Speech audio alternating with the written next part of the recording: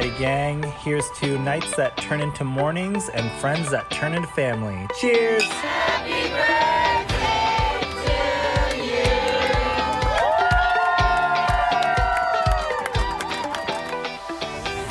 Hello, and welcome to the Friendship IRL podcast. I'm your host, Alex Alexander. My friends, they would tell you I like to ask the hard questions. You know who I am in the group. I'm the person that's saying, okay, I'm going to ask this question, but don't feel like you have to answer it. And now I can be that friend for you too.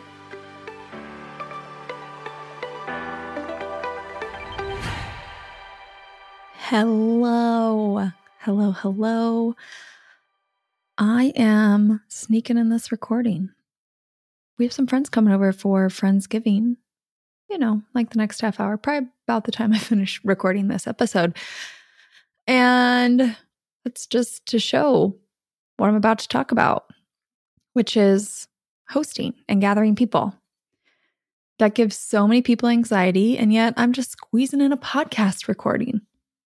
And the secret is not because I'm really great at hosting or entertaining. It's because I just don't do it all.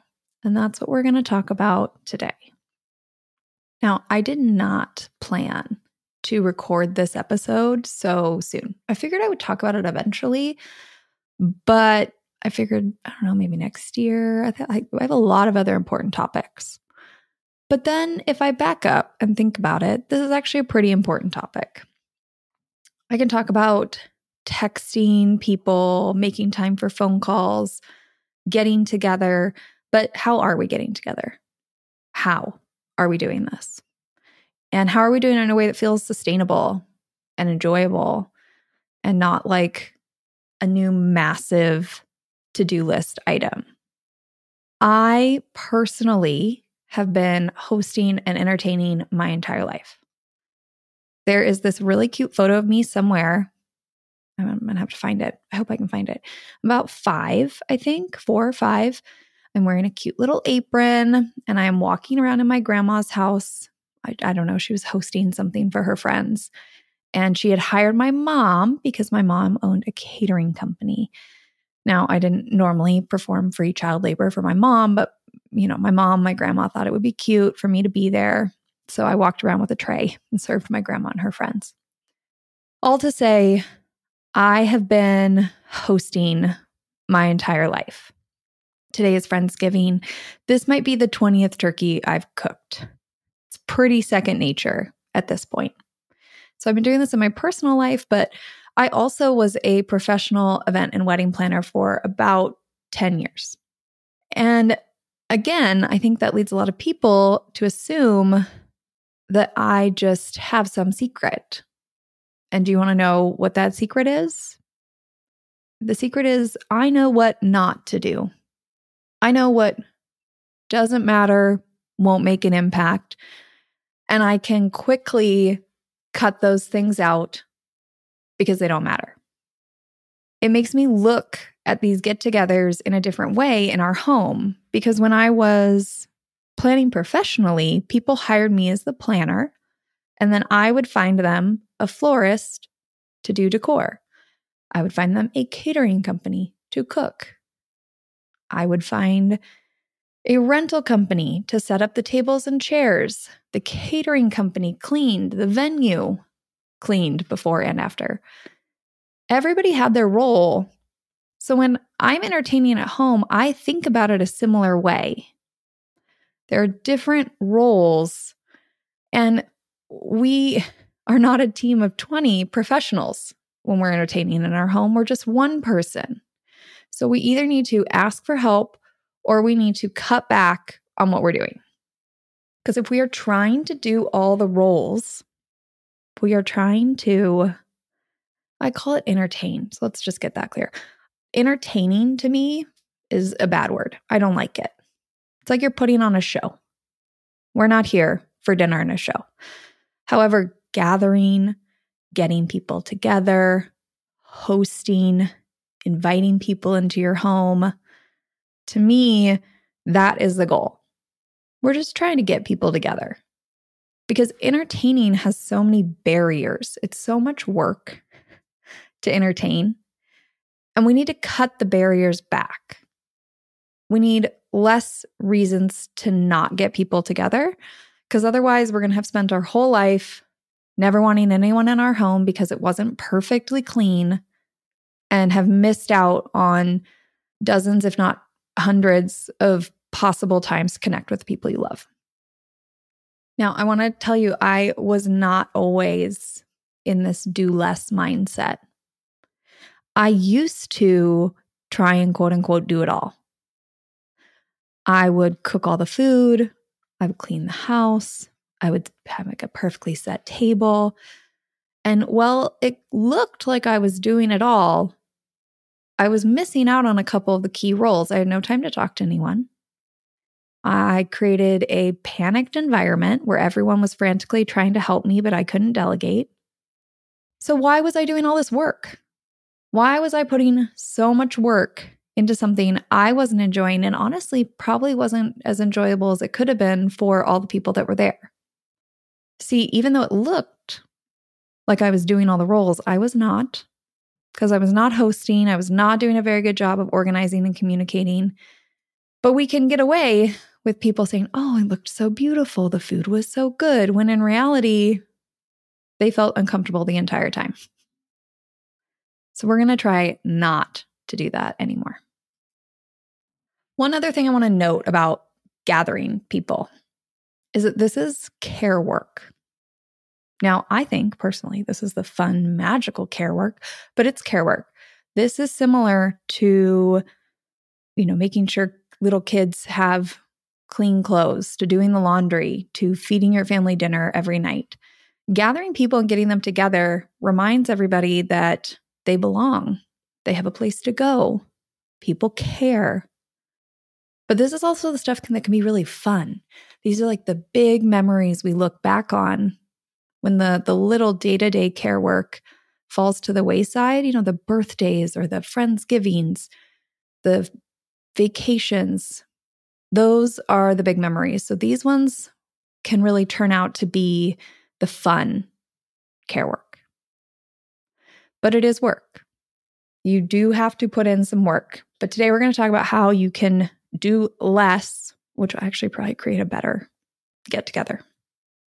So I want to tell you about the 6 jobs of hosting. And then after I tell you what the 6 jobs are, I'm going to tell you how to not do all of them and how to pick which ones. So the first job is what's called the initiator. There is a mental labor to saying out loud, Michael did this, do you want to host Friendsgiving this year? About a month ago, he asked me that question. Now, I had thought about it, but I had not said it out loud.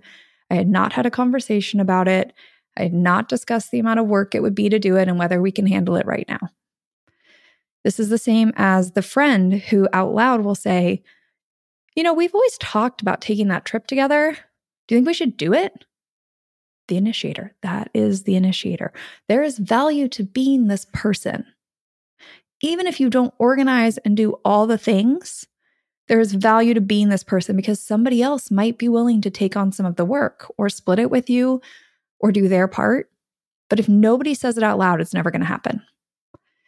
But being the initiator requires you to think ahead, to say, last year we were really disappointed we didn't do anything with our friends for the holidays.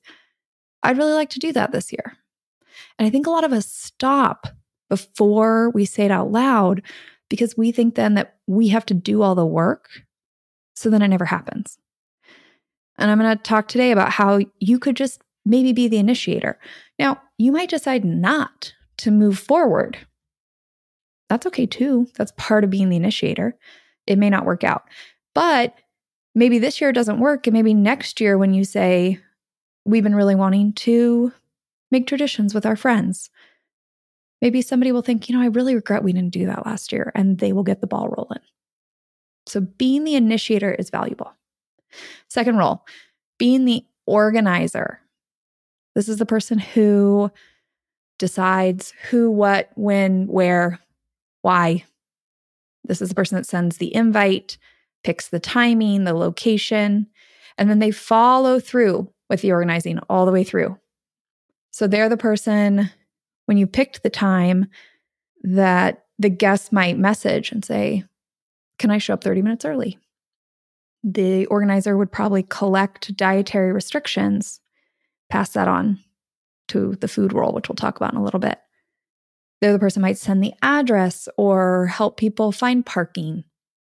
They might pick activities that happen at the event, and then they would source all the stuff necessary for the activities. That's the organizer role. The next role is the food role. So this could mean one person creating a menu, buying all the items, cooking everything. But it could also just mean this person sets up a Google spreadsheet, decides how many dishes we need for a potluck, and sends it out. And then ensures we've kind of covered all the food groups, that everything is going to make its way here, and possibly has to either make a dish or two extra or ask somebody else to make a dish or two extra if we're missing something. This person is also the one who, when you learn about the dietary restrictions, is kind of looking at the menu to make sure everybody has something to eat. And then the food person is probably the one that the night of is in the kitchen, making sure everything's there, warming things up if they need to be, asking people if they need serving dishes or utensils, things like that. So it could be anything from conceptualizing the entire menu to cooking it to serving it, or it could just be organizing the menu. Also, hold on. Let's talk about food one more second. It could also just be ordering pizza. That could be it. We'll talk about how to not do the food role. If that one gives you stress, we'll talk about how to not do it in a little bit. Okay, number 3, cleaning. So this is possibly cleaning before people get there, but it's also paying attention while the gathering's happening. Is there a bunch of trash around? Do some dishes need to be put in the sink? And then cleaning up after everybody's left. Now, you can split this one out a few ways. One, you can do less when it comes to cleaning before people get there. As in, you can not scrub your baseboards. You can just shut a door to a room. Nobody needs to go in there. You could leave your stuff around. I truly think we all think everybody's running around judging how clean the space is. We're probably not. We just want some general cleanliness. Normally, if I'm having people over, especially at the last minute, I set a 5-minute timer, and whatever gross things Michael and I have been living with, I clean up in that 5 minutes. Quite often that's like a sink or the bathroom a little bit. Maybe it's some clothes on the floor, but I try and limit it so I am not cleaning our entire house frantically. And you can outsource this one. I mean, beforehand, if you are able to do that. But during the event, this is a great one. If somebody isn't a cook or hasn't partaken, or they ask if they can help, you could say, hey, can you just keep your eye out? And if there's a bunch of random glasses lying around, can you put them in the sink? Or if the trash is overflowing, can you let me know? Or the extra trash bags are here. Feel free to just set it outside the back door. It's also great to ask somebody to help you at the end of the night. Somebody says, oh, I'm way too busy to figure out any food to bring to the potluck, but is there another way I can help? And you could just say, yeah, could you stick around for 20 minutes at the end of the night and help me get that first load in the dishwasher? So you can split this out too, this role. The 4th role is decorations.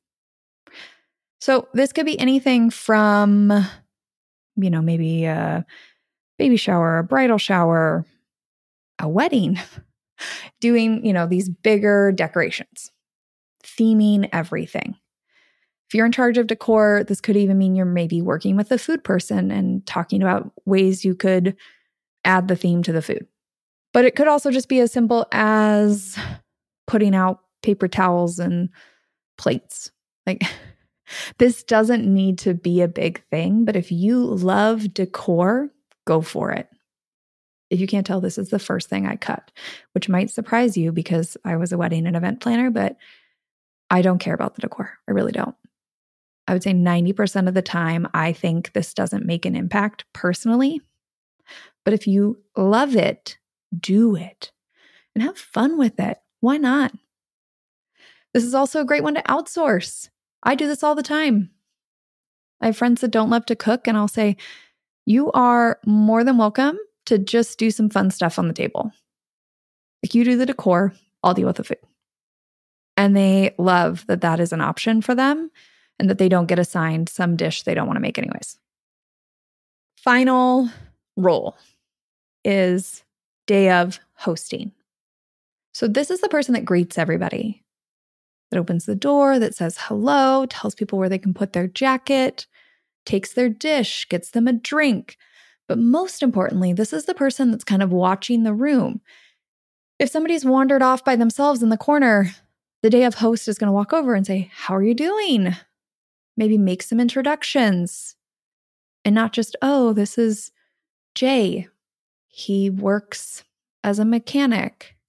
No, give better introductions. Please give better introductions. This is Jay. He also loves chess. I know you've been learning chess.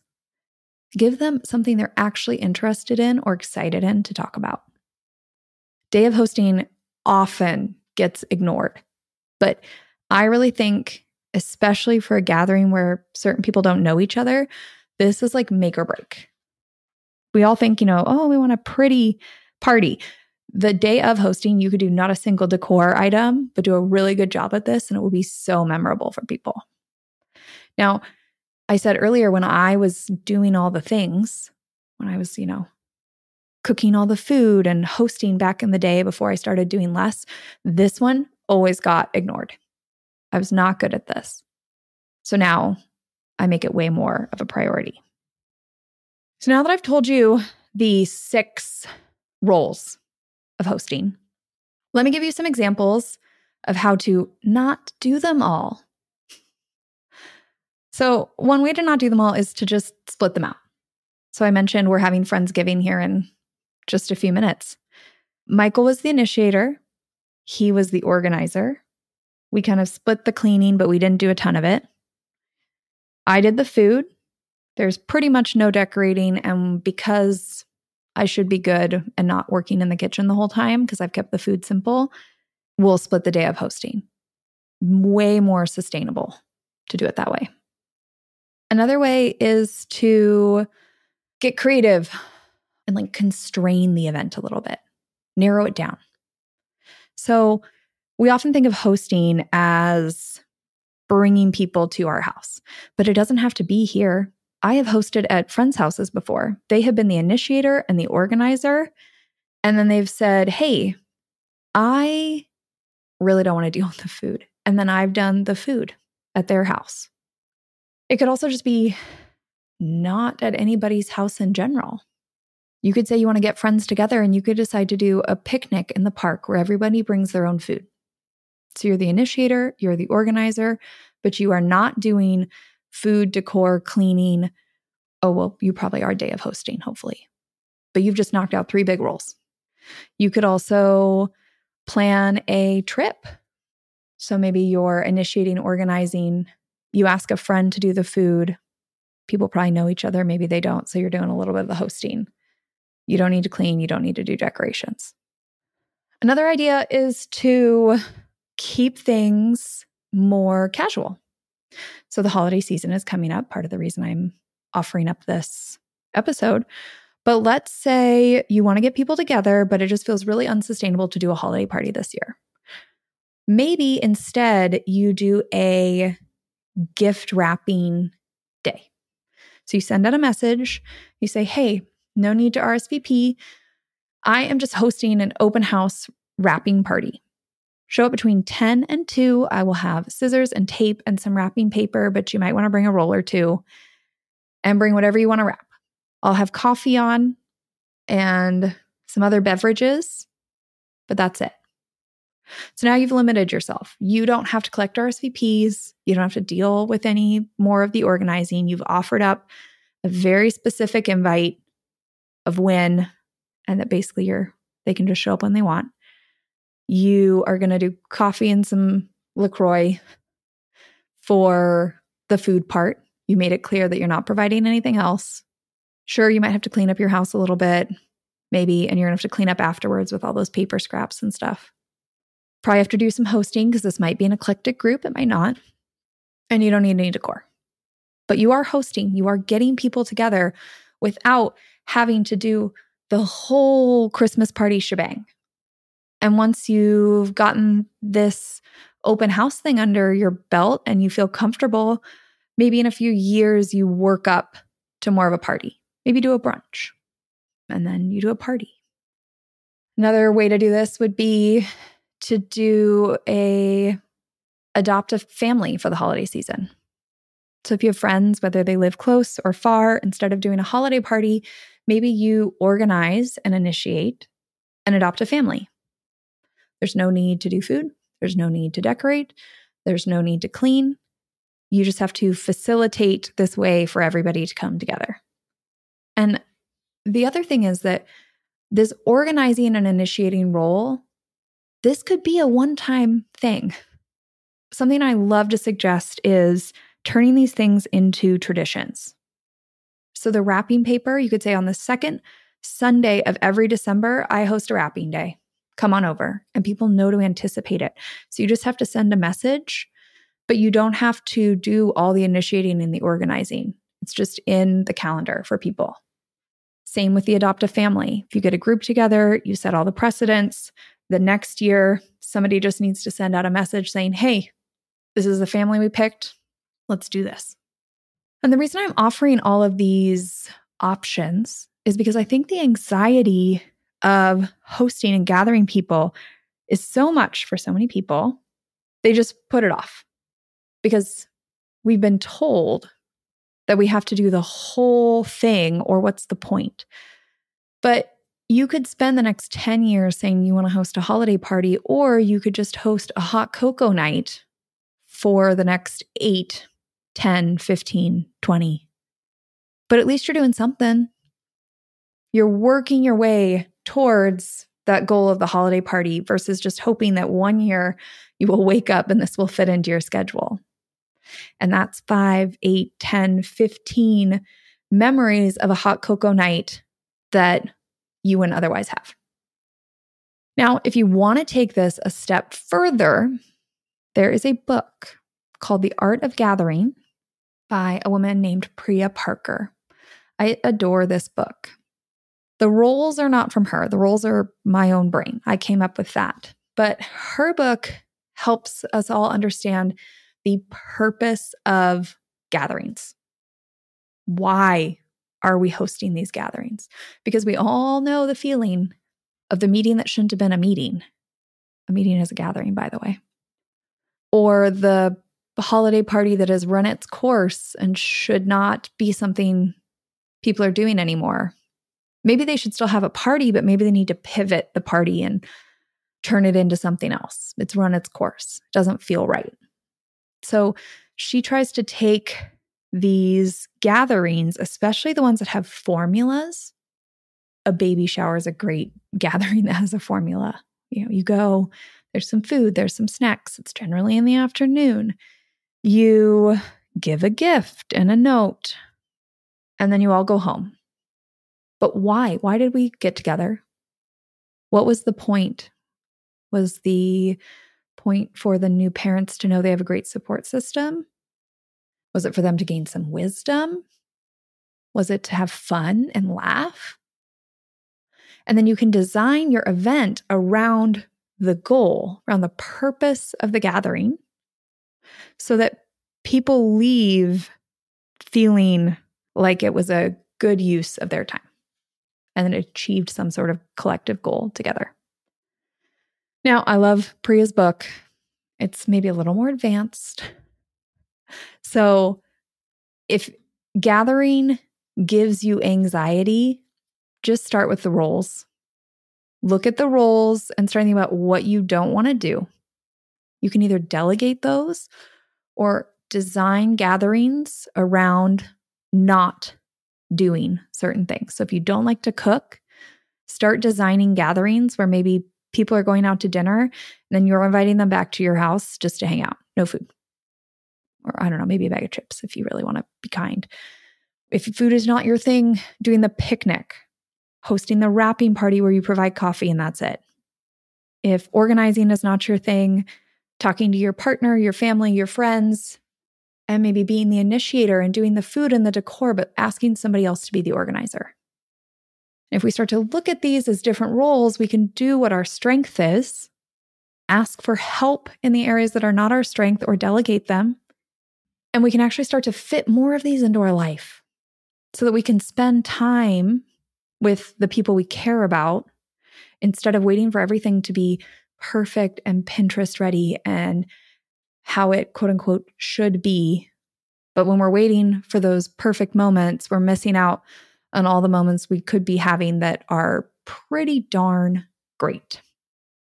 To close, I want to offer this concept to you. There's a business concept called an MVP, a minimally viable product. And because I read everything and 95% of it relates back to community and friendship for me, I read about this business term and immediately thought about it in relation to friendship. Now, I probably should have thought about it in relation to my own business, and I have done that, but it always comes back to friendship for me. Start thinking about hosting MVP gatherings. Let me explain. If you want to be the person that hosts the holiday party, instead of spending an entire month trying to get the perfect menu, the perfect decorations, decorating your house, cleaning, sending an invite list, like this is a lot of work. This is a lot of work. You don't know if anybody's going to come yet. Instead, throw an MVP get together. So that might mean just throwing the hot cocoa night. Sending out a message that says, hey, I know we are all really busy this holiday season. I am opening my house up this Saturday night. I'll have hot cocoa and some other beverages. Please come in whatever is comfortable. And I'd just love to see you. Maybe you do that for a year or 2 years, and you have a group of people who love this every year, and then you amp it up, and maybe you add some more decorations, or you turn it into a potluck. Maybe you lean into the decor. Maybe you make custom playlists. I don't know. Whatever you want to do to amp it up to that perfect vision of the holiday party you want to throw, just start with the MVP. Just start with the simple thing, because then if only one person, 2 people, no people, I've had no people show up before. If nobody shows up, you didn't spend a month of your life planning this thing that nobody came to. And you can go back to the drawing board. You can say, okay, was it because this is a bad weekend? People are too busy on this weekend. Was it because a brunch, a breakfast, a daytime thing is easier for people than nighttime? Was it because we live so far away? Whatever it is, you can start asking questions and then adjust accordingly versus spending all your time up front on something that maybe isn't going to play out. If you are somebody who is anxious about getting people together, send me a DM or a voice message. I've done this for a few people now, where they've sent me, how they wanted to host a birthday party or a holiday gathering and what they feel comfortable and not comfortable doing. And I've helped them design something that feels attainable. And I'm happy to do that for you. Well, I would say it's a hidden talent, but it used to be my profession. So maybe it's not such a hidden talent. But seriously, send me a DM or a message. With that, I got to close this out because I got to go enjoy Friendsgiving.